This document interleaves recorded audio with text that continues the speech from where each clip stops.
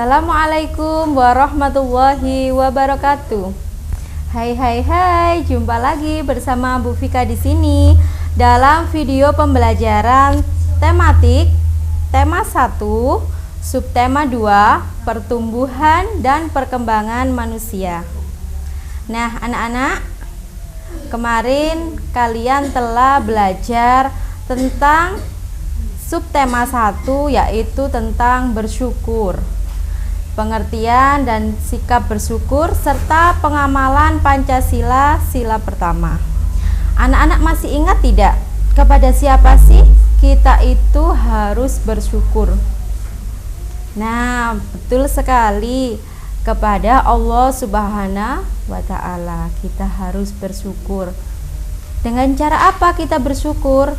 Kalau di pelajaran sebelumnya, di pelajaran akidah akhlak, kita bersyukur dengan cara mengucapkan kalimat hamdalah atau alhamdulillahirabbil alamin. Nah, jika dalam pelajaran tematik ini bersyukur kemarin yaitu sesuai dengan pengamalan sila pertama yang berbunyi ketuhanan yang Maha Esa. Nah, anak-anak, hari ini kita akan belajar tentang bersatu dalam keberagaman di sekolah. Lalu kita akan belajar pengamalan sila kedua Pancasila. Yang ketiga, kita akan belajar perbedaan menciptakan kerukunan. Nah, yang pertama anak-anak, manfaat bersatu dalam keberagaman di sekolah. Keberagaman merupakan karunia Tuhan yang harus disyukuri. Cara bersyukurnya gimana, Bu Vika? Dengan cara mengucapkan alhamdulillah atau kalimat hamdalah.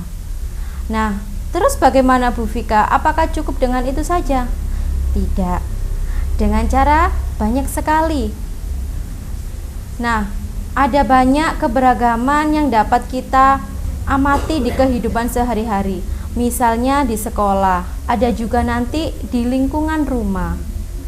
Nah, kalau anak-anak mengaji di TPQ, keberagaman di tempat mengaji.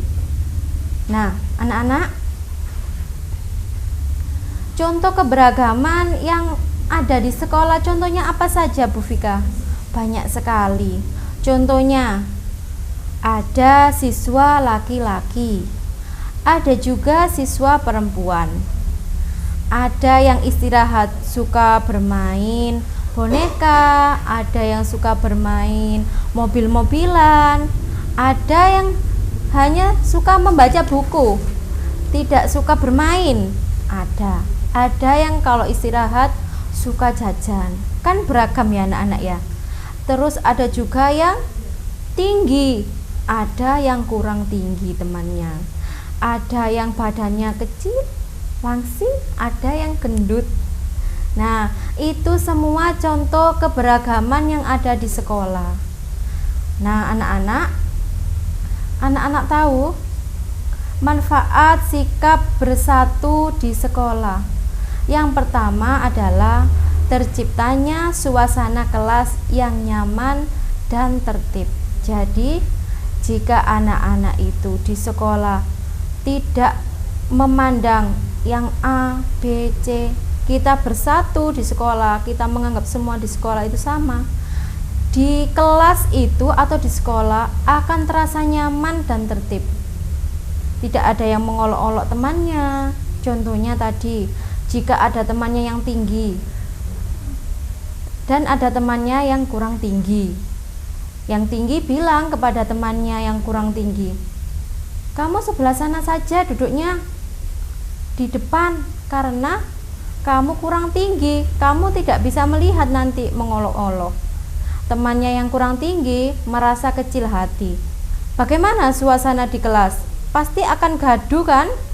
Pelajaran yang diterima tidak akan masuk karena ada temannya yang bertengkar, celoteh-celoteh sana sini.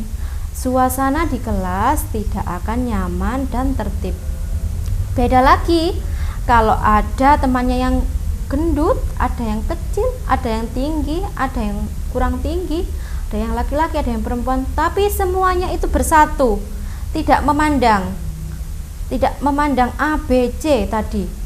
Pasti di kelas akan menjadi nyaman dan tertib. Betul sekali. Insya Allah semua murid-murid Bu Vika kelas 3 menciptakan suasana yang nyaman dan tertib ya di kelas ya, tidak memandang teman-temannya dari segi apapun. Nah, selanjutnya apa sih manfaat bersatu di sekolah? Yang kedua yaitu tadi manfaatnya terjalin persaudaraan yang erat di sekolah. Jadi kalau sudah tidak memandang temannya dari segi apapun, pasti semuanya menganggap teman kita itu adalah saudara, karena memang sesama umat muslim itu adalah saudara. Betul sekali. Nah, selanjutnya yang ketiga, apa Bu manfaatnya sikap bersatu di sekolah? Manfaatnya adalah dapat saling membantu jika mengalami kesulitan. Jika tadi temannya yang tinggi mau menghapus papan, langsung dihapuskan. Kalau temannya yang rendah tadi yang gak seberapa tinggi mau menghapus papan kesulitan, dibantu sama temannya yang tinggi. Terus ada temannya yang suka tadi membaca buku misalnya. Terus ada temannya yang suka bermain boneka. Saat dia membaca buku pasti ada informasi yang telah didapat. Contohnya membaca buku tentang pengetahuan memasak, mungkin memasak sederhana, kayak ada yang di perpustakaan kita.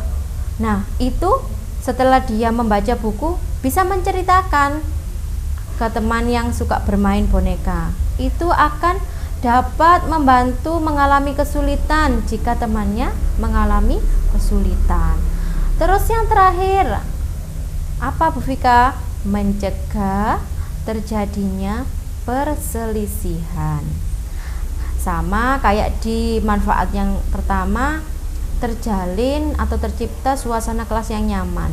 Jika tidak ada perselisihan atau pertengkaran atau percekcokan antara teman yang satu dengan teman yang lain, pasti suasana di kelas akan menjadi tertib dan nyaman. Betul sekali. Nah, anak-anakku sekalian, kita tahu jika sikap bersatu dalam keberagaman di sekolah merupakan pengamalan sila kedua Pancasila. Sila kedua Pancasila, anak-anak pasti sudah hafal, sudah hebat-hebat semua, yaitu berbunyi kemanusiaan yang adil dan beradab. Simbol kedua Pancasila adalah rantai. Anak-anak tahu kenapa simbol kedua Pancasila itu adalah rantai? Nah, di sini Bu Vika punya sedikit penjelasan.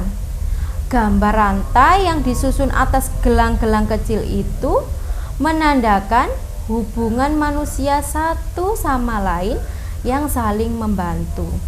Kita hidup di dunia ini tidak mungkin hidup sendirian, kecuali dulu Nabi Adam. Itu pun hidupnya berdua dengan Siti Hawa. Kita manusia tidak bisa hidup sendiri. Pasti kita ada hubungan satu dengan yang lainnya.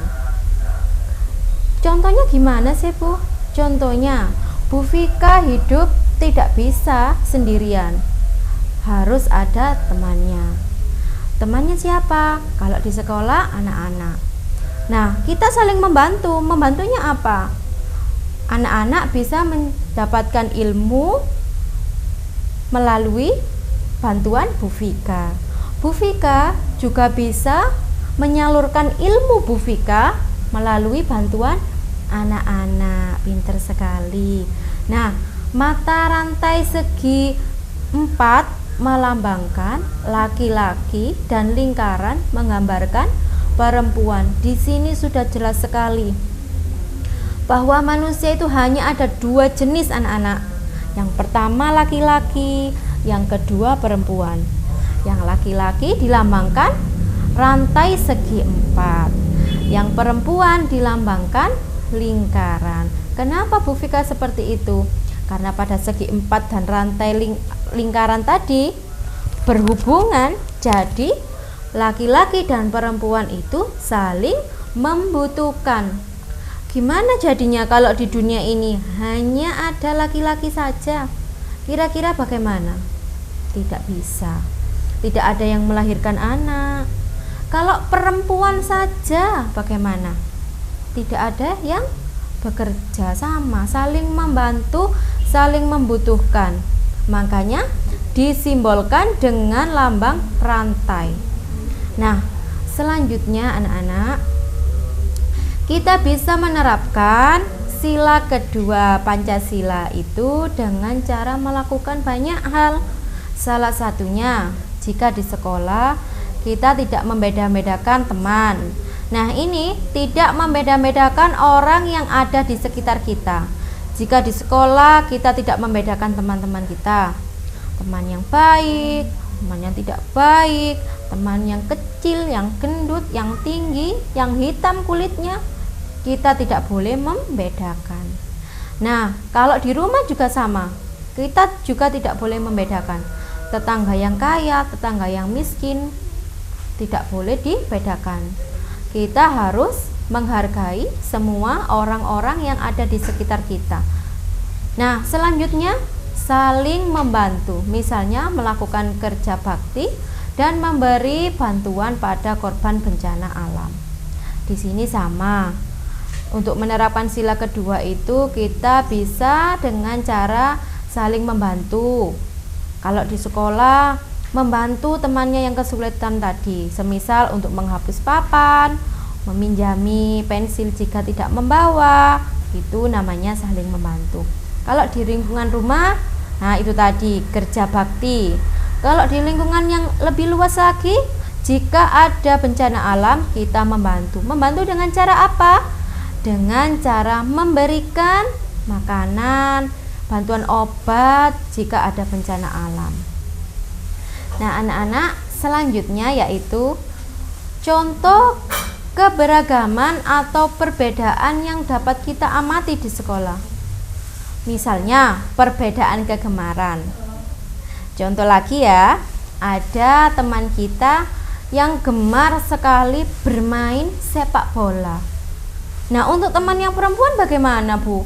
Masa kita harus memaksa juga agar gemar sepak bola? Tentunya tidak. Kita tidak boleh membedakan kegemaran kita atau menyamakan dengan kegemaran orang lain.